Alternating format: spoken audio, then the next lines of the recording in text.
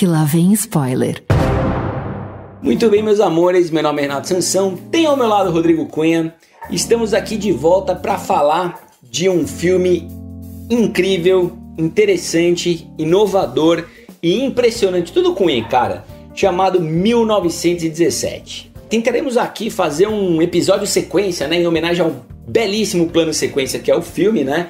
Praticamente uma tomada só, você tem a câmera ali como se estivesse jogando um Call of Duty, né, dos cabos, né, naquela busca incrível do ponto A ao ponto B. Um filme simples, né, acima de tudo um filme simples de ser entendido, mas com uma construção, cara, extremamente densa e que é uma ode ao cinema, cara, uma ode ao cinema bem feito. Tem técnicas moderníssimas aliadas com conceitos, né, e referências a outros cineastas. Então o que o Sam Mendes entrega em 1917 é uma coisa bastante impressionante que merece um episódio todinho dele, né, Cunha? Ah, cara, merece demais um episódio só dele. De novo, a gente tá chegando no momento onde a gente achava que já tinha definido todos os filmes ali de 2019, que eram os melhores.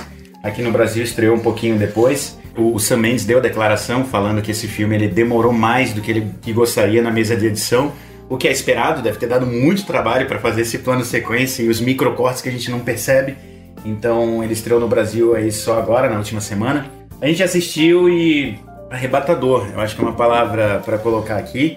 Eu acho que é um filme que, cara, a gente vai desenvolver ao longo do cast, mas eu acho que arrebatador e imersão são duas palavras-chave aí que conseguem definir bastante a competência com que o Sam Mendes ele pensou esse projeto.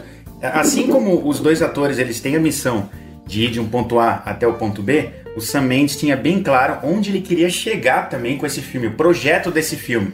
Qual a proposta, né, desse filme? Eu acho que isso a gente consegue abrir um debate legal falando sobre a proposta, né? Quando a gente começa a entrar aqui em comparações que acabam reduzindo um pouco o filme, eu acho que a gente pode começar falando sobre a proposta do Sam Mendes, né? Cara, acho que tem bastante coisa pra gente falar do filme, principalmente do lado técnico, né?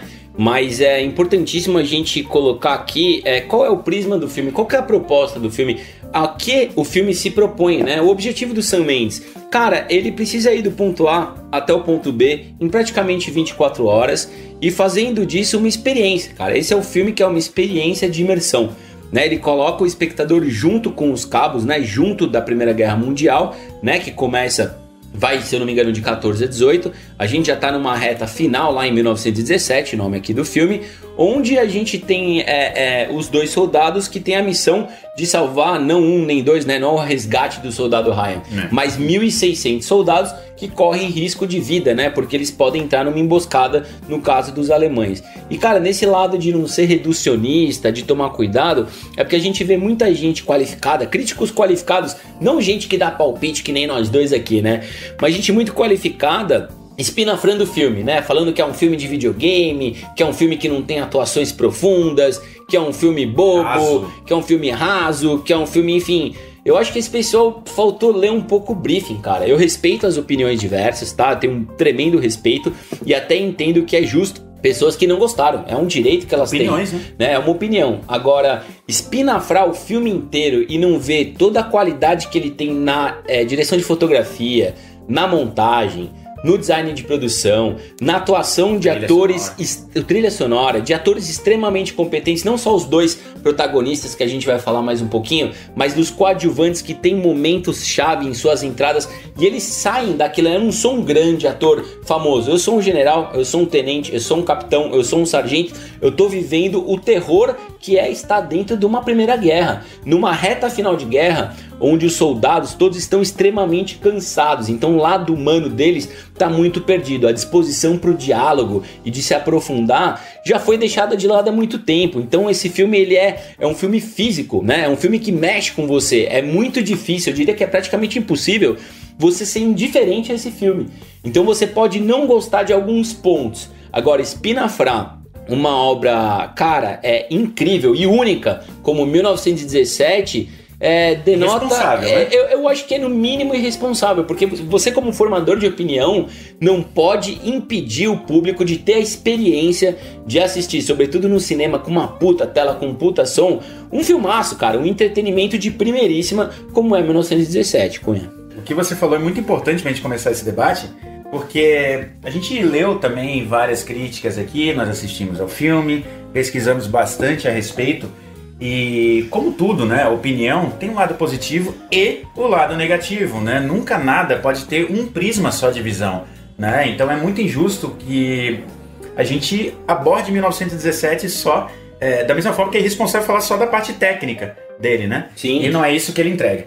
Então você falou muito bem no momento ali que é um momento de estafa para aqueles soldados, né? A gente está ali em 1917, que é quando os Estados Unidos ele resolve entrar para a guerra, e temos ali no final o Coronel Mackenzie, no final da jornada lá, o Benedict Cumberbatch, que inclusive faz o papel do coronel, e ele fala ali que essa guerra ela só vai acabar quando tiver um homem de pé.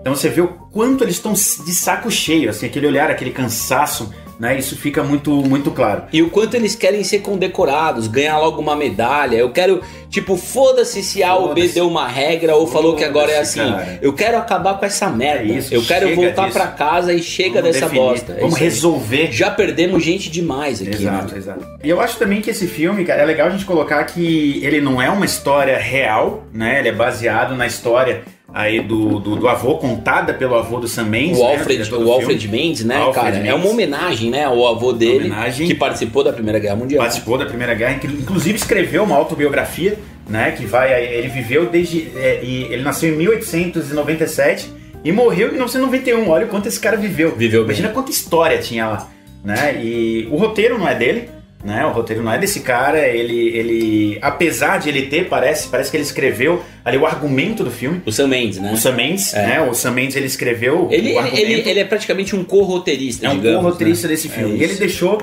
ali com a... Não estamos lembrando o nome dela agora, da roteirista, que ele deixou decidir com... vou deixar com quem entende de roteiro aqui, que eu esqueci o nome da mulher. A única coisa que ela fez foram curta-metragens somente e séries de TV, mas ela procurou enxertar o roteiro desse filme com livros de ficção sobre guerra, né? Então, muita gente critica a narrativa do filme, falando que é um filme vazio, que é um filme que só tem a parte técnica, estética. Tem um trabalho de roteiro muito legal aqui, houve um estudo muito legal, e a gente consegue ler muita coisa pelas bordas da tela, né? A câmera, ela tá naquele eixo, a gente vai com os personagens, mas se você for olhar quanta gente morta tá no chão, quanto rato... Fala um pouquinho pra gente, Sansa, dessa parte mais técnica. Cara, o roteiro, ele tem muito a ver com o que é dito, mas ele tem muito a ver com o que não é dito, né? Então, você enxerga muito desse roteiro na própria tela, quando você tá acompanhando, quando você tá imerso naquele filme e você vê as vacas mortas, né? Então matam vacas para você não ter carne para comer no meio da guerra. Você vê outros animais como cavalos. Isso que você falou. Cavalos mortos. Guerra, exatamente. Né? Você mata a vaca para outro não ter alimento. Você mata cavalo para outro não ter como andar. Você tem numa cena fantástica, inclusive de Cachoeira e Rio, você tem ali pessoas mortas e você vê que elas são mulheres, tem crianças com roupa de camponês, né? Então você vê pessoas inocentes, civis, mortos ali. Tudo isso tá contando a história, cara. Faz parte da história. Então o cenário, os aviões ao fundo, né? Você falou da trilha sonora, mas o som, né? Quando você tá dentro do filme, ao lado, né, dos cabos ali que estão naquela missão, né? Naquela aventura, participando disso, o avião que tá no fundo, você não vai ouvir o super alto, não, ele tá muito longe, então você vai ver um pouco daquilo e o barulho vai aumentar conforme ele vai se aproximando. Então essa experiência de imersão, cara, e esse roteiro bem colocado, ele deixa muitas entrelinhas. Tem muita gente que reclama, puta, tem muita superexposição, tem muito diálogo, tem um narrador onisciente que fica contando tudo, tem um letreiro que aponta caminho. Não, aqui tá tudo na tela para você tirar suas conclusões, né? Inclusive tem uma cena interessantíssima do filme, quando um dos cabos, né, ele entra numa casa de uma camponesa francesa, né, que fala francês, ele fala inglês, e ele tem um diálogo com ela. E tem muita gente que reclamou desse diálogo. Puta, se perde um tempo ali. Não, cara, não se perde um tempo ali. É justamente ali que ele tem a oportunidade de dialogar com ela. E nesse diálogo, nas entrelinhas, a gente entender que ele tem família, que tem gente esperando por ele na Inglaterra, né? Que apesar dele estar vivendo praticamente uma missão suicida, né? E desacreditada por todos ao longo de sua jornada, ele tem uma família esperando por ele, sim. E isso em nenhum momento precisa ser dito. A gente não precisa de um flashback. Simplesmente o que é dito e o que não é dito, de acordo com a relação que ele tem, o respeito que ele tem com aquela mulher e com a criancinha que ele mostra, né? Ele tem um carinho com aquela criança. Então, cara, são alguns segundos de tela que dizem muita coisa. Então, quando a gente fala Dos atores coadjuvantes, achei legal você falar do Benedict Cumberbatch, mas a gente tem outros caras fantásticos, né? A gente tem o Mark Strong, a gente tem o Richard Madden, né, de Game of Thrones, a gente tem o Colin Firth e a gente tem o Andrew Scott, né, que a gente falou tanto dele em Fleabag, fazendo ali a posição de sargentos, né, como eu falei agora, tenentes, capitães, coronéis e o general no comecinho. Esses caras são super importantes, né, o roteiro tá na boca deles, cada um deles como se fosse um RPG, né, que você vai num ponto, uma fase de videogame mesmo, tem uma fala importante, né, tem uma colocação que vai dizer muito, como um mestre dos magos, né, no Caverna do Dragão, sobre a jornada que os cabos estão percorrendo ali, velho. Excelente, Renato Sansão. Cara, eu acho, quando você tá falando aí do objetivo, né, da missão, ponto A, ponto B, a gente tem aí também um game lançado recentemente, que é o Death Stranding, do Hideo Kojima, né, um dos maiores diretores de jogos, e muita gente reclamou sobre isso também. Que game vazio, você só tem que ir de ponto A até o ponto B. Eu faço o paralelo exatamente com 1917, porque o que vale é o que acontece desse ponto A até o ponto B. É a jornada. É exatamente isso. É a jornada. É isso que acontece. É isso. Nessa jornada a gente vê o horror da guerra, né? Ele aparece ali, num dos momentos, um dos cabos, ele se apoia para andar ali pelo chão e ele coloca as mãos dentro do estômago de um cara. É um negócio muito horrendo. Regresso ali. É muito regresso. A gente tem até... No começo, eu até tava achando que o filme ia andar um pouco nessa direção. Quando ele segura um arame farpado, assim, puta, a mão desse cara vai se ferrar até o fim do filme. E ele teria que decepar, né? Eu também tive um pouco dessa impressão. Mas, cara, eu acho que... E também acho que ele não é um filme que glorifica a guerra, como muita gente tá falando, né? Pô, em prol do entretenimento, então tá se glorificando a guerra. Não, porque não tem heroísmo nenhum nessa história. Em nenhum momento a narrativa ela vai pro lado do heroísmo. Eu acho até legal colocar que tem um momento que tem um capitão, tenente ou capitão, que o cabo vai falar com ele tá chorando. Ele tá se borrando nas calças. Ele tá chorando desesperado. Porque é um momento. Tremendo, né? Com as bombas estourando. Porque é o momento de um ataque suicida, cara. Ele sabe que daquelas centenas de homens, mais da metade deles vai pro inferno. Não vai pro inferno, não, vai morrer. Né? Ele vai perder esses homens, esses amigos, provavelmente. Então o horror da guerra tá super presente ali, cara. É chocante. Então não há uma glorificação. Eu acho que o filme, se você observar bem a cinematografia, é o tempo inteiro aquela mensagem, o horror da guerra, o horror da guerra. Por mais que você, vamos lá, se divirta nessa jornada, porque o cinema sim é diversão, também é entretenimento, e em nenhum momento está sendo colocado que a guerra vale a pena. Tá? Eu li isso em muitas críticas, muita gente lá fora, inclusive, colocando, mais um filme que tá valorizando a guerra. Não é reducionista isso? É reducionista demais, se ficar falando sobre isso, sabe? Começa a transformar uma coisa tão grande, a restringir para um mimimi de você... Porque é um mimimi, você fechar um negócio somente para um prisma. Toda vez que a gente olha uma situação somente por um prisma, é mimimi. Você tem que ampliar a conversa. Então aqui em 1917, nós temos ali uma jornada... que eu até conversei com você essa semana, te mandei um áudio falando que, Sansão, vários filmes eu quis estar no set, mas eu logo esquecia isso e pensava, poxa, eu tô vendo o filme e eu queria estar ali. Que legal, que bonito, que produção bacana. Mas esse filme, cara, passaram-se os dias e como eu queria ver de perto aquele set, sabe? Não é querer estar numa guerra, mas ver tecnicamente como eles montaram tudo aquilo. Um dos pontos curiosos que tem aí, a gente vê muito cadáver ali pelos cantos da tela. Durante a produção, cara, o time todo teve que colocar algumas placas ali pela cidade. Tem aquele rio, né, que passa por ali, em um dos takes do filme. Tinha placas falando, essas pessoas que estão aqui não são mortas, isso é cenografia, não se espante. É um trecho real do filme. Imagina, aquelas pessoas passaram por ali, não tinham os ratos, né, porque parece que eles foram CGI mesmo. Mas o ambiente que tava ali, parecia que tinha uma bomba caído ali. Em vários trechos do filme você vê isso. Então é aterrador, cara. Ratos do tamanho de um cachorro, né? O que é aquilo, cara? É impressionante, Fala um pouquinho daquela... eu acho que é legal a gente começar, dá pra gente pensar um pouquinho no trajeto do A e o B.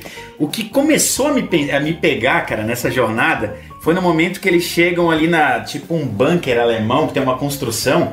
Cara, ali que o filme me chamou, sabe? Que é bem no primeiro terço mesmo. Cara, eu vou falar um negócio, eu não sei se isso passou pela sua cabeça, mas quando eu vi 1917, né, ele remete a muitos filmes de guerra que a gente já assistiu, na parte filosófica, inclusive, né, em alguns momentos eu me lembrei do Além da Linha Vermelha, né, excelente filme, Apocalipse Now e tal, mas, cara, eu lembrei muito de Senhor dos Anéis, velho. Caramba, eu lembrei de Senhor sério? dos Anéis Tem a ver. simplesmente porque a gente tem uma saga dos dois hobbits pra devolver o anel aonde ele precisa ser devolvido pra salvar o mundo, entre aspas, né? Então a gente tem a dupla aqui do Frodo e do Sam nos dois cabos, né? Eles têm uma missão muito importante de salvar, né? Digamos assim, 1.600 homens, onde um tem uma motivação a mais porque o irmão dele, que é tenente, está entre esses 1.600 homens, e o outro, cara, é curioso isso. O outro é um cara que dali a uma semana já seria dispensado dessa guerra. Mas ainda assim, ele como amigo, como companheiro, ele reluta entre aspas, né? Ele reluta, entre aspas, como um brother, um escudeiro mesmo, ele vai junto e participa dessa jornada inteira, né? Eles têm uma missão importantíssima ali. Então eles não podem parar essa missão por nada. Eles têm pouco tempo, tem um caminho muito longo a percorrer, e a câmera, cara, o Sam Mendes com sua equipe, com Roger Deakins da fotografia, com toda a montagem, leva o espectador junto nesse caminho inteiro sem cortes, né, cara? Então, eu acho esse lance da jornada, a gente enjoy the ride, né, cara? Aproveita a jornada. Tudo bem que é do ponto A ao do ponto B, mas a vida é do ponto A ao ponto B, cara. A gente nasce, a gente morre, e o que a gente faz no caminho? Então são tantos momentos bacanas, legais, originais, bem construídos, claro, baseado em histórias do avô do Sam Mendes, em histórias que outros contaram, em pesquisa mesmo, né? Tem muitas coisas fidedignas ali, mas que coisa inventiva, né, cara? Que cenas marcantes que a gente tem nesse filme, uma cena de avião fantástica, que você vê o avião vindo de longe na sua direção, o trabalho de som ali é sensacional, e um trabalho que e uma cena que já fica para a história do cinema, quando a gente tem um personagem correndo na trincheira, no meio das explosões, né? Tá no trailer isso, inclusive, e pra cortar caminho, né? Então até aquilo não é de graça, tem um objetivo. Ele tem pouco tempo, ele precisa cortar o caminho porque já tá acontecendo do time entrar na emboscada. Então, cara, tem centenas, tem milhares de vidas sendo perdidas nesse momento. Se eu cortar o caminho e me sacrificar, olha o sentido do sacrifício, eu posso poupar essas vidas. Então tem muito significado no filme, cara. Sabe por que eu tô rindo aqui? Eu tô rindo porque você tá me fazendo reviver o filme. Eu tô aqui de novo ficando, meu, cara, o que foi essa jornada? O que foi assistir esse filme? Ainda do ponto A ao ponto B, nesse início, né, quando eles estão lá naquela construção alemã, tem uma coisa que um dos cabos fala: meu, olha só como é a técnica dos alemães de construir isso, olha que troço grandioso, olha só as armas deles que eles destruíram, né, pra ninguém poder utilizar, mas até os ratos deles são maiores, né? Então, nesse momento, meu, quando os ratos, eles até se perguntam, né, o que tem dentro desses sacos aqui que estão pendurados, né? E aí você fica imaginando, junto com eles ali, meu, o que tem ali? Por que aqueles ratos estão em volta daquilo? Pedaço de quê? O que tá ali dentro? E aí tem uma cena ali que aí, como eu falei, eu fiquei muito agoniado nesse momento que eles estão presos dentro daquela construção. E um dos ratos cruza uma linha que ativa uma bomba ali. Meu, a partir dali o filme se transforma de uma forma que você pensa: ah, isso não é um filme de conflito. Isso aqui é um filme de trajetória que você vai com soldados e tem um certo suspense nessa história. Tem um suspense ali. Então é um filme que não tem combate, basicamente. Tem pontos ali onde tem conflito, combate, mas ele vai por um lado novo, que é um lado de resistência, de urgência, onde você tem que atravessar. É como se no meio de tudo aquilo tivessem acontecendo no set todos os filmes de guerra que a gente conhece. Aí esse diretor resolve cortar tudo isso, ó, deixa eu passar por tudo isso que está acontecendo e chegar num ponto inédito. Eu acho que em 1917 ele faz isso, cara. Ele inova uma narrativa que algumas pessoas criticaram, mas é algo novo, que a gente nunca viu num filme de guerra. A gente sempre tem combate, questões filosóficas, um conflito ali e tal, e acabou o filme legal. Não que seja ruim essa forma antiga de fazer cinema, a gente ama aqui Apocalipse Sinal, terra, graxa, sangue, é muito né? Legal. Esse aqui, esse não é um filme tão sinestésico assim, né? Digamos. Ele não é. Ele tem outro objetivo, e é importante a gente falar. E quem que tá com a gente ao longo desse caminho inteiro, né? A gente falou tanto dos coadjuvantes, mas o trabalho do George McKay, cara, e do Charlie Chaplin, quase Charlie Chaplin, né? Charlie Chaplin é genial, cara. São os dois cabos, né? O principal acaba sendo o George McKay, né? Surpreendentemente, né? Ele vai muito bem, cara, né? Ele faz o filho mais velho, aquele que... ele seria o Sam, né? Eu acho, daqui pra frente, a gente vai acabar evoluindo na história e vai dar um spoiler, né? Que esse filme, a questão do spoiler, acho que influencia bastante. Quanto menos spoiler, melhor, né? Se você não viu o filme ainda... para aqui. Eu acho que vale... Como chama cinta que lá vem spoiler? Esperem por spoilers. Esperem, aqui, mas né? esse filme é tão... Eu acho que a gente... Ele pesa tanto. A partir daqui a gente vai falar de algo que talvez... Vamos deixar esse parênteses bem marcado, que é o filme pra você ouvir podcasts, ver críticas e etc. depois de ver o filme, né? Vá ao cinema com o mínimo de informações possível para essa surpresa realmente acontecer para você. Mas retornando, a dupla principal, né, que são 2 cabos, né? Se você já jogou Combate, né, aquele joguinho de tabuleiro quando você era mais novo, você sabe que é soldado cabo, né? Antes do sargento vem o cabo. A gente tem 2 cabos. Um é o Jordan McKay, né, que acaba sendo o cara principal desse filme, digamos assim. Ele faz o filho mais velho no excelente Capitão Fantástico, né? Ele é o filho mais velho. E o Jim Charlie Chaplin, cara, ele é o príncipe Tommen de Game of Thrones. Sim, ele é um Lannister. Eu quase não lembrei disso. Ele tá diferente. Aqui ele tá um pouquinho, digamos, mais robusto. E ele manda muito bem. Os 2 mandam muito bem. É muito legal a escolha do Sam Mendes por 2 atores não tão conhecidos. Adorei isso. Pra gente não marcar, não é o Homem-Aranha que tá atravessando o rolê inteiro como um cabo, um soldado no meio da guerra. Então é legal serem, entre aspas, desconhecidos, e o trabalho que eles fazem é fantástico, né? É absurdo. Inclusive eu quero entrar num ponto agora que vai evocar uma discussão técnica também, e que, como a gente abriu para os spoilers, é um ponto que eu acho que importa tanto, cara, e que eu ficaria muito indignado se eu tivesse ouvido esses spoilers. O Sansão levantou aqui o trabalho dos 2 cabos, né? Quando, surpreendentemente, né, você tem esse momento agora... a posição do Frodo, né? Exato, exatamente. Você tem, nessa cena do avião, que é magnífica, quando o avião cai, né, e acontece a queda, e os 2 cabos vão lá fazer o resgate do soldado, um deles se afasta, aí o outro morre, sendo esfaqueado ali. E aí você vê um momento de cinema incrível, onde o cara começa a perder sangue, e o rosto dele começa a embranquecer em plano sequência. Cara, eu não sei, aquilo ali, vários outros cortes a gente imagina como foi feito, né? Vamos lá, passa por uma parede, tem um cortezinho aqui, um negocinho ali. Mas isso aí, como é que você explica isso? Você tem um trabalho, e olha a importância do trabalho coletivo dentro do cinema. Você tem um trabalho de maquiagem, montagem, fotografia e direção e atuação acontecendo ao mesmo tempo, né? Exatamente ao mesmo tempo. Então a gente vê o cabo, né, perdendo a cor, ficando branco ao longo daquela cena, dentro de um plano sequência. Então isso é incrível. Ali eu não consigo. Ali é uma coisa que por si só já faria 1917 ser indicado em algumas categorias, né? Foram 10 indicações afinal, e isso puxa também, cara, para essa parte técnica e estética do filme irretocável, né? Porque por mais que você tenha, como você falou, em alguns momentos, alguns cortes quase imperceptíveis, né? Tem apenas um corte bem perceptível, né? Mais ou menos no meio do filme. Mas os outros quase imperceptíveis, é legal a gente dizer aqui como a montagem e a fotografia são importantes, né?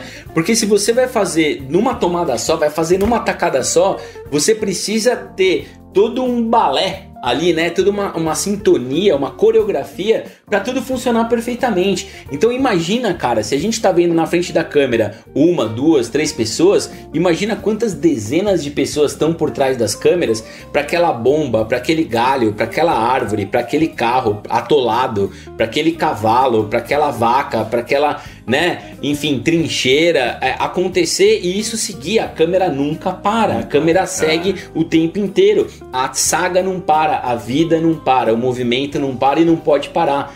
É isso que traz toda a magia desse filme, e é isso que faz com que a missão que o Sam Mendes se propõe seja muito bem executada e, na minha opinião, é lindamente cumprida aqui.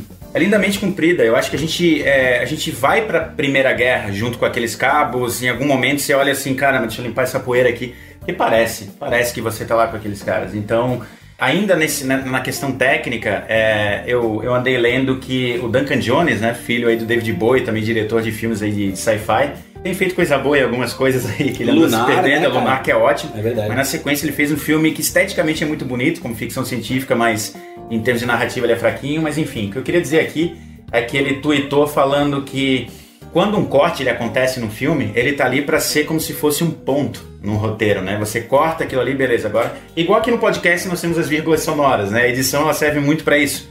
E aqui ele não falou se ele gostou ou não do filme, mas ele colocou esse ponto.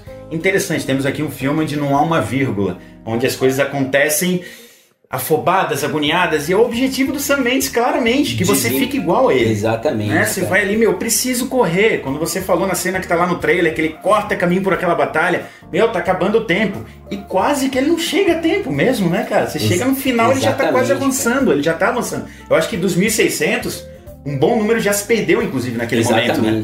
Não, e é muito assim, fases de videogame sem parar, né? Total. Você não tem a pausa, você não tem o stop. Muda o cenário. Ele vai trocando o cenário, vai trocando a fotografia. Isso. E é por isso que acho que é importante, cara, a gente falar dessa fotografia absurda do Roger Deakins, cara. Um cara que ganhou o Oscar em 2018 por Blade Runner 2049. E ele, cara, fez a direção de fotografia de, cara, clássicos, né? Os Suspeitos, 007 Skyfall, Bravura Indômita, Dúvida, Onde os Fracos Não Têm Vez, Uma Mente Brilhante, O Grande Lebowski, Um Sonho de Liberdade. Sonho de Liberdade. Cara, o Roger Deakins, né? Ele é considerado um dos maiores, se não o maior, né? Diretor de fotografia do cinema mundial. E demorou, e o trabalho demorou um pouco, cara. E eu diria com o Oscar, né? Com o trabalho ele é brilhante há muito, muito tempo. E o trabalho dele aqui é genial, cara. Eu acho que os méritos desse filme precisam ser divididos entre muita gente, mas os protagonistas, de fato, são o Sam Mendes, como o diretor que conduz tudo isso, como criador, na verdade, e o Roger Deakins, cara, como o cara de mão na massa mesmo, que faz acontecer, né? Como é importante quando você tem uma ideia, você ter um time, você ter um staff, você ter um squad capacitado para fazer aquilo acontecer e ser tão surpreendente, né? Demais. Depois da primeira pausa que a gente tem no filme, que é o primeiro corte, que ele é bem claro mesmo, que é quando o cabo ele apaga, ali você vê ele acordando com umas gotas pingando no rosto e tal, e aí ele sai daquela construção que ele tá. Cara, pra mim, ali, ele tem vários momentos muito bonitos esse filme, mas de fotografia, pra mim é o melhor momento, que é quando ele sai e ele começa a ver aquele incêndio no horizonte, né? Ele sai, parece que ali é uma estrutura de uma igreja que está sendo queimada, e ele começa a transitar por ali na jornada, de novo correndo, e começa a levar tiro. Então começa um momento de suspense tão legal ali, porque o caminho dele só é iluminado pelos sinalizadores que estão sendo jogados. E tem alguns segundos onde fica tudo muito escuro, aí você fica agoniado, caramba, pra onde eu corro? Porque você parece que tá dentro do filme, então você fica ali, meu, eu vou pra qual lado? Lança outro sinalizador pra me achar e pra me dar um tiro, que eu vou tentar correr, que eu preciso da tua luz, cara. Então, eu achei magnífico, eu tava lendo uma curiosidade sobre essa cena, parece que é a cena onde foi mais utilizado, parece que foram 2.000 gigawatts de lâmpadas acesas para causar aquela iluminação e depois apagar tudo ao mesmo tempo para vir aquela sensação de breu. Nunca na história do cinema utilizaram tantos watts de iluminação, cara. Olha que incrível tecnicamente também isso. Cara, a técnica desse filme é irretocável e assim, até voltando um pouco ao roteiro, como, de novo, o subtexto, né? Como as entrelinhas são importantes, né? Tem um momento nessa saga, né, de um dos cabos, que ele tá lá, tá inclusive próximo a esse momento que você falou, que ele vê, né, um comandante alemão vomitando, né? Ele vê um comandante alemão vomitando, tem dois alemães ali trocando uma ideia, extremamente relaxados. E cara, por que eles estão vomitando? Porque eles estão tomando um porre. Eles estão num momento não de tensão, mas de relaxamento. Faz tempo que o inimigo não tá por ali. E isso não precisa ser dito, não precisa ser narrado. Tá tudo, tudo subentendido. Ele dá pra você tirar suas conclusões e não é difícil concluir isso. Então os alemães estão relaxados, ele precisa, é um videogame, ele precisa passar por eles ali e ele vai acabar tendo um embate. Eu vou usar? Qual que é? Eu vou ter que ter um embate, eu vou ter que me esconder, por onde que eu vou escapar, eu preciso seguir de novo, eu não posso parar, né? Então, junto com a parte técnica, é importante a gente dizer a inteligência e a sagacidade desse roteiro, né? Um roteiro, cara, bem feito. Que narrativa. Ele não tá só nas falas maravilhosas que a gente vai ver de um Al Pacino, de um Tom Hanks, de uma Meryl Streep, né? Que a gente tem falas grandiosas, você fala, uou, esse roteiro é arrebatador. Não, cara, às vezes ele tá em construir uma história de forma sagaz e está a serviço de se atingir um objetivo. E eu acho que o objetivo maior não é um objetivo estético, não, cara. É um objetivo de entretenimento, de um cinema com qualidade, muita qualidade, que respeita todas as partes, né, toda a equipe envolvida nisso e respeita também o espectador, né? Você não precisa dar de bandeja muita coisa, você pode confiar nele, né? Não precisa ser expositivo, você pode confiar nele, pegar na mão dele, colocar ele dentro dali e ele tirar suas conclusões, né? É engraçado você ter falado, puta, eu fiquei curioso pra ver o setting, né, de gravação, como eles fizeram todas essas trincheiras, esses cenários, né, como eles construíram isso. Os arames, coisa é muito os arames, aquilo, né, mas e os corpos, né, mas da mesma forma, o filme de certa forma já faz isso, né, porque a gente praticamente, velho, não sei, colocasse um óculos 3D ali, pronto, você já tava completamente acabou. Dentro do filme. Ainda, aliás, só um parênteses, é uma brincadeira, ainda bem que o filme não é 3D. Não é nem escuro, né? Precisaria ser escuro e perder a fotografia do Dickens. Ia perder a fotografia fantástica do Dickens, mas você tá dentro dessa história e é realmente, cara, uma experiência de imersão maravilhosa. Aí, falando da fotografia do Dickens, tem um trecho aí dessa jornada A e B que o cabo, ele começa a correr e aí ele cai num rio. Aí ele começa a ser levado por aquela correnteza. Cara, naquela cena começa a aparecer ali toda uma paisagem tão bonita, cara, de umas árvores, uma grama tão verde, e do nada começa a cair umas pétalas assim no rio. Cara, aquilo assim, é o momento mais óbvio de beleza, porque tem outros muito mais, né, em termos de fotografia. Mas é tão poético aquilo, tão bonito, ao mesmo tempo você vê o horror da guerra e a natureza ali, sabe? Aquela estação que eles estão atravessando, as flores caindo. E logo na sequência acontece uma das cenas mais inesperadas pra mim, que é quando um grupo de soldados ele tá sentado na grama, encostado ali em árvores, e um dos soldados está cantando uma música, cara, esperançosa, né? Onde tá todo mundo querendo ir logo pra casa. É bonito demais esse momento, sabe? Aquela música agrada, porque você tá num momento ali sem ar, e aí até o personagem ele para, senta ali, aí os soldados olham, você tá bem, cara? Vamos ajudar o cara. Você chegou. É aqui mesmo que você vai cumprir o seu objetivo. Isso é um ponto legal também, Sansa, porque foi intencional, na minha opinião. A gente não sabe em nenhum momento do filme se tá chegando ou quanto falta pra chegar, sabe? E dá um alívio na hora que o cara fala, você chegou, é aqui? Caramba, eu preciso encontrar tal cara que é irmão do meu amigo, tal, eu preciso ir. E aí os caras, calma, a verdade, não, deixa eu sair daqui. Porque ele tá em choque, né, cara? Ele tá em choque, ele passou por tanta coisa, que né? É o 2º batalhão, né? Ele passou por tanta coisa, cara. Ele teve uma aventura, uma jornada tão difícil, né? Em praticamente 24 horas, que ele não acredita que é possível, depois de ouvir tanta gente dizendo que era impossível ele concluir a missão dele, que ele tava próximo de chegar à fase final, né? O último step disso aí. Cara, acho que por tudo isso que a gente falou aqui, a gente chega à conclusão de que vale muito, mas muito a pena você assistir 1917. Espero que você esteja ouvindo esse podcast depois de ter tido a sua experiência com o filme, né? Esperamos que você goste. Não é um filme perfeito, ele tem alguns problemas aqui e ali, né? Aliás, a perfeição, eu nem sei se a perfeição é algo a ser buscado ou atingido, mas sim o que você se propõe a fazer ali, né?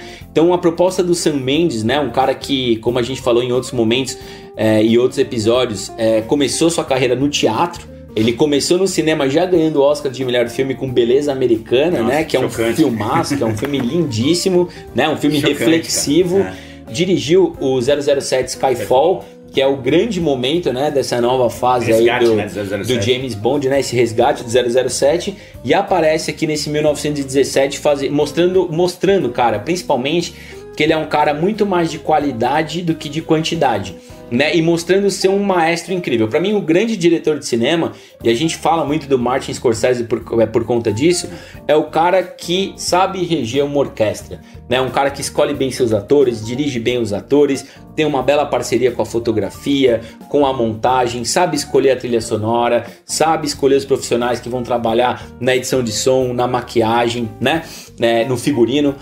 Então ele é um cara que rege muito bem, ele sabe que caminho percorrer, fica muito claro desde o começo sentimental do filme, que é o diálogo dele com o avô, e a partir dessa conversa e desse entendimento, dedicar o filme ao avô, né? Então ele dedica o filme ao avô, colocando características do avô nos dois personagens principais, e também quando termina o filme, escrevendo uma dedicatória, né? Esse filme é para o meu avô mesmo. Muito legal. Né? Linda a dedicatória que ele faz, e uma coisa que mostra que o Sam Mendes, cara, é um grande líder e um grande cineasta, né? Então acredito eu que ele é um cara que merece a indicação que ele teve pro Oscar, né, de 2020, assim como outras categorias, né? A gente viu 1917 com 10 impressionantes indicações, que no começo, quando eu olhei, eu falei assim, nossa, 10 indicações é muita coisa, tá roubando lugar de outros filmes incríveis e tal, nem deve ser tudo isso.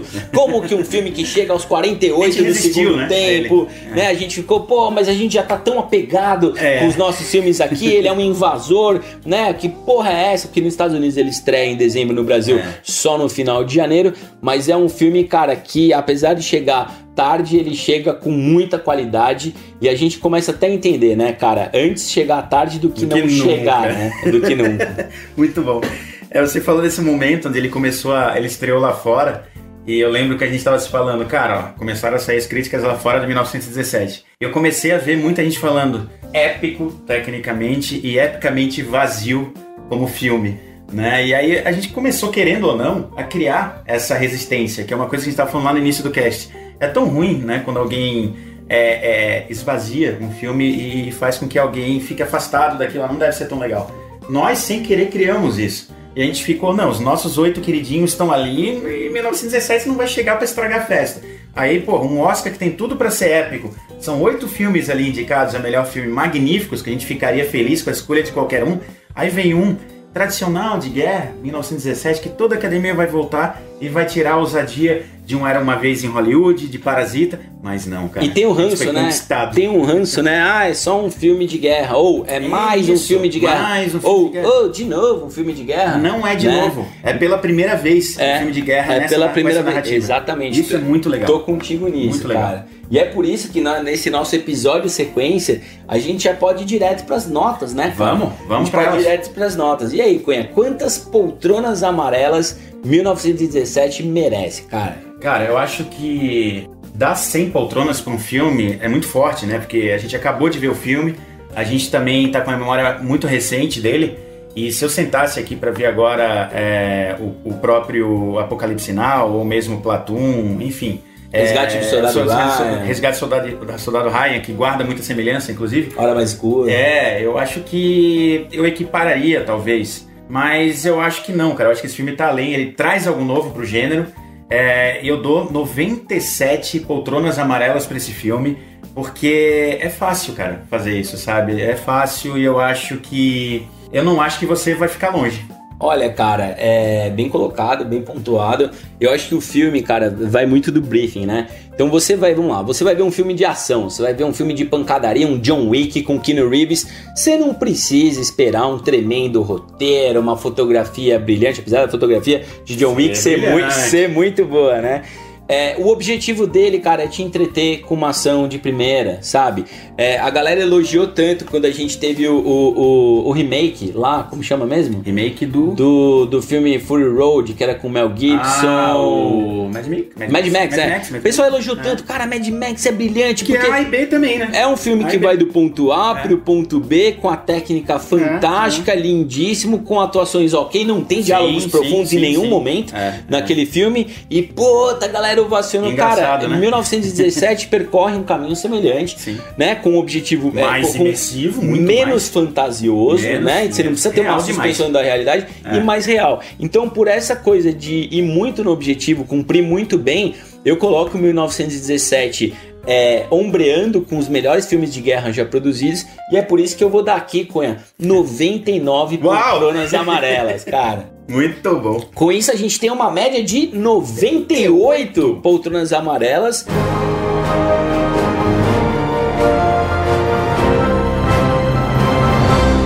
Nessa nossa nova fase aqui de dar notas, a maior nota que recebeu até agora. Cara, 98 poltronas dá de sentar, se estarrar, né? Olha que conforto. É coisa pra caramba, demais, cara. E merecido, né? Demais, muito merecido. Dica do Sansão. Olha, minha gente, existem filmes fantásticos de guerra, cara. Eu poderia citar Apocalipse Now, Platoon, Além da Linha Vermelha, né, que a gente mencionou aqui, Resgate do Soldado Ryan, A Hora Mais Escura, Dunkirk, né? Mas a minha dica de hoje é um filme de guerra e chama Até o Último Homem, em inglês Hacksaw Ridge, dirigido por Mel Gibson e estrelado por Andrew Garfield. Cara, é uma história real, onde a gente tem ali o soldado que vai pra guerra desarmado, meu rapaz. Ele vai sem arma alguma, com o simples objetivo de resgatar o maior número de homens possível dos horrores da guerra, velho. A direção do Mel Gibson é incrível. É verdade que a mão do Mel Gibson é bem pesada na direção, mas a direção, a trilha, as imagens que a gente tem ali, o penhasco, né? A vida sendo provada pelo soldado vivo, pelo Andrew Garfield, é uma coisa linda. O filme é muitíssimo bem construído, emocionante, tecnicamente fantástico. e vale muito a pena ser visto. Se você viu e gostou de 1917 e desses outros filmes de guerra, inclua na sua War Gallery, né, na sua galeria de filmes de guerra, esse Até o Último Homem.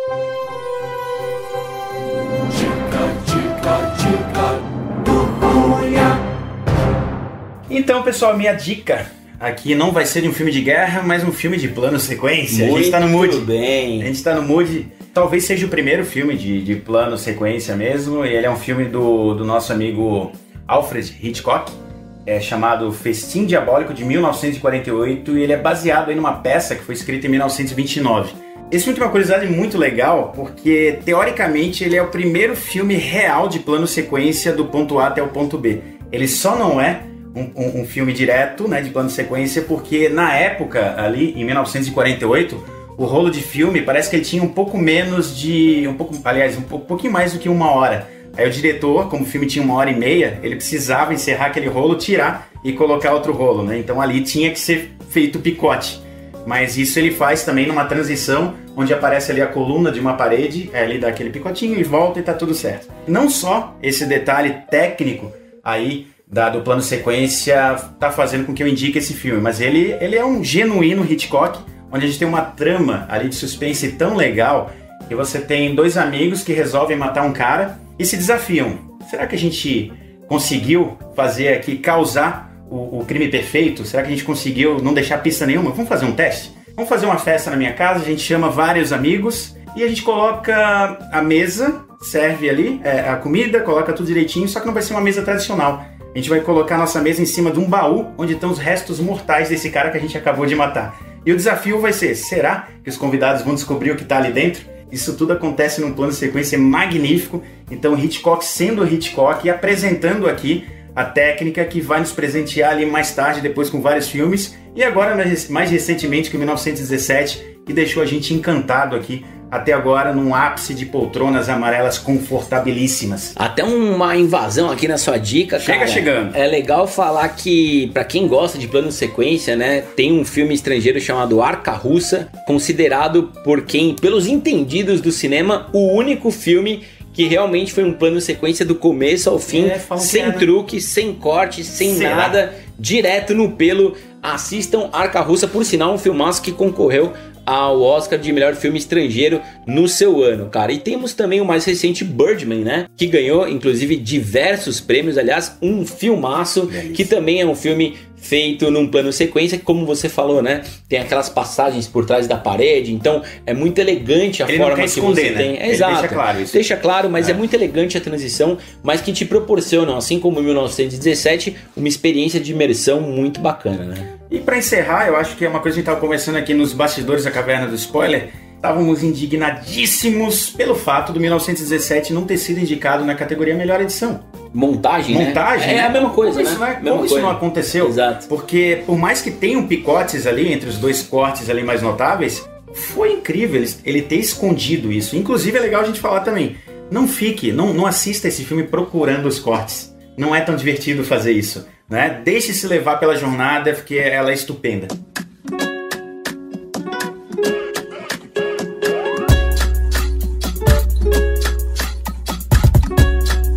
O que é o Senta Que Lá Vem Spoiler, cara? Olha, o Senta Que Lá Vem Spoiler, Sansão, é um podcast dos nerdicitários, começa por aí, chamado... Um deles é o Rodrigo Cunha e o outro cara é o Renato Sansão. São 2 caras que falam desde que se conhecem de cinema. Então a gente adora falar sobre isso, gente. Cinema, séries, né? Indústria do entretenimento, nerdices, né, em geral. Nerdices em geral, mas sempre atreladas ali à tela. A telona. Telinha também. E é legal falar também, né, Cunha, que estamos nas redes sociais, né? Estamos no Facebook, estamos no Instagram e estamos no... Só isso, né? São as 2 redes sociais. Por aí, né? A gente não consegue administrar tudo. A gente usa muito a nossa sigla, que é o SQLVS. Então, se você digitar tanto no Facebook quanto no Instagram na busca SQLVS de Senta Que Lá Vem Spoiler, você nos encontrará e poderá dar sugestões para próximos episódios e, né, comentários, falar se você tá gostando ou não tá gostando e, quem sabe, fazer parte da Caverna do Spoiler e participar com a gente. Então, mais uma vez, se você quer indicar aí pro seu amiguinho o podcast do Senta Que Lá Vem Spoiler é muito simples, cara. A gente tá em todas as plataformas, mas aí chegou lá no Google, Senta Que Lá Vem Spoiler. O Google vai falar pra você onde a gente tá. E não é pouco lugar, né? Spotify, Deezer. Tá lá no Google Podcasts. Google Podcasts, o iTunes também, que é o Apple também. Podcasts. E no Tunin. Tunin, é verdade. Senta Que Lá Vem Spoiler jamais seria possível se não fosse a colaboração do nosso querido amigo editor, o ninja editor português Norberto Notari, o incentivo incondicional da nossa roteirista, motorista e diretora artística Babi Gotardo. E tem alguém que você quer homenagear, Cunha, agora? Olha, cara, todos os nossos ouvintes. Nossos ouvintes. Estão por aqui. Nossos ouvintes. Os gatos que estão na sala e todos os gatos, cachorros também estão por aqui. Aqui da Caverna do Spoiler. E ele, né? Ele, maestro, o maestro Drogo, que tá sempre com a gente, muitas vezes cedendo a caverna VIP do Spoiler. Então esperamos vê-lo aqui. Aliás, ter você aqui com a gente, ouvindo não só esse, como outros episódios, na plataforma que quiser, no horário que quiser, no volume que quiser. E não se esqueça, né, Cunha? Coloquem os seus fones, aumentem o volume e... Senta que lá vem spoiler! A, B on the beat.